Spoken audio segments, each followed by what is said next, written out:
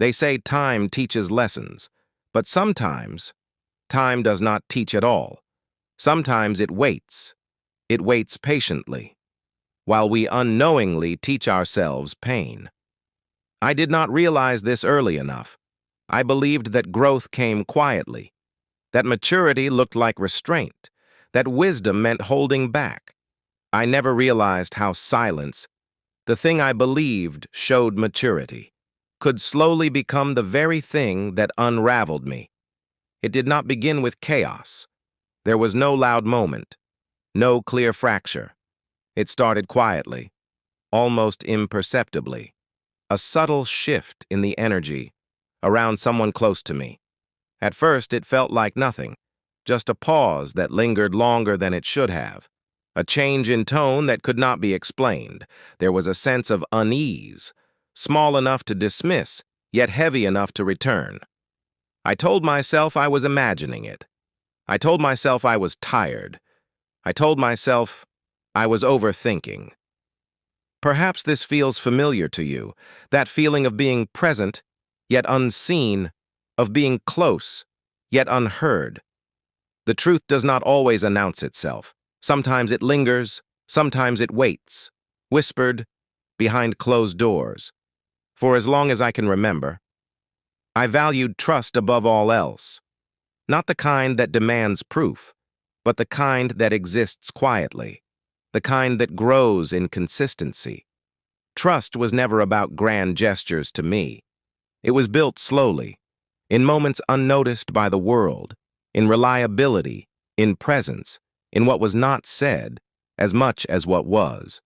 I trusted because I needed to believe in goodness, in people, in connection.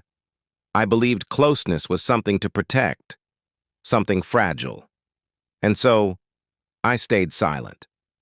I stayed silent because I thought it was wise, because I believed calm preserved relationships, because I thought maturity meant endurance. I never wanted to create friction, never wanted to disturb the balance, never wanted to be the reason something broke. Vulnerability, I believed, was strength when used carefully. So I listened. More than I spoke, I observed. More than I reacted. And in that quiet space, I convinced myself that restraint was wisdom. I believed silence meant control, that it meant emotional intelligence, that it meant growth. I did not yet understand the cost. The warning signs were never dramatic. They rarely are. They were small, easy to excuse, easy to overlook. A word spoken differently than intended, a pause that felt calculated, a glance that stayed too long. Moments of discomfort followed, but I explained them away. I told myself context mattered, that intentions were misunderstood, that closeness required flexibility. Patterns began forming, quietly, small betrayals, minor manipulations, subtle dismissals, nothing obvious enough to confront, nothing strong enough to accuse. So I blamed myself. Perhaps I was too sensitive. Perhaps I expected too much. Perhaps I was misreading everything, every time doubt surfaced. I folded it back into silence. I told myself again, maturity is patience, maturity is endurance, maturity is silence. But beneath that belief, something else was growing. A quiet doubt, unspoken, unresolved. Silence eventually stopped being a choice. It became expected. My quiet became a requirement, a condition. Boundaries I once held gently were brushed aside, not aggressively, not suddenly, repeatedly, almost invisibly. Small betrayals became patterns. Patterns became permission. Actions were tested. Limits were pushed. Reactions were observed. Manipulation did not arrive loudly. It crept in slowly, like fog. Each time I noticed it, I questioned myself instead. Was I imagining it? Was I exaggerating? Was I too emotional? The weight of it settled into me, slowly, methodically. I carried it without complaint. Believing restraint was virtue, believing silence meant strength.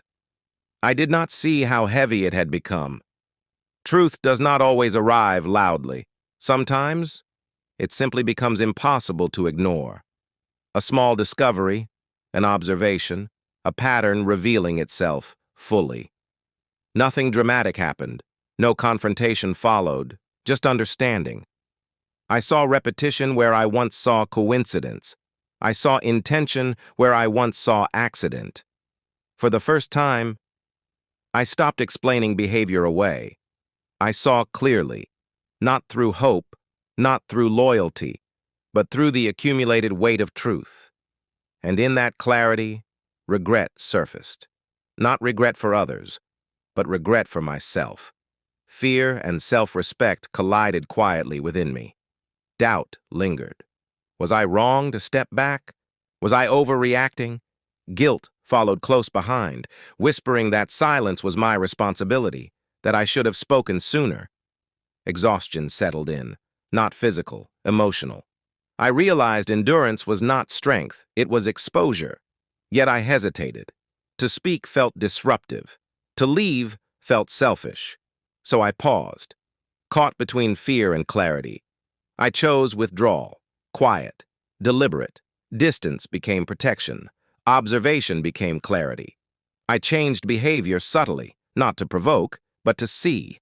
And imbalance revealed itself. Power shifted, not through confrontation, but through awareness. I did not seek revenge. I reclaimed autonomy. In silence, I rebuilt boundaries. I learned that silence is not always wisdom. Sometimes, it is compliance. Growth does not come from enduring quietly. It comes from discernment. I found peace, not in resolution, but in acceptance. The lesson stayed, quiet, lasting. Sometimes the quiet we choose to preserve others is the very thing that quietly erodes us. If this story felt real, subscribe to Whispered Series and turn on notifications. New Whispered Stories are uploaded every day.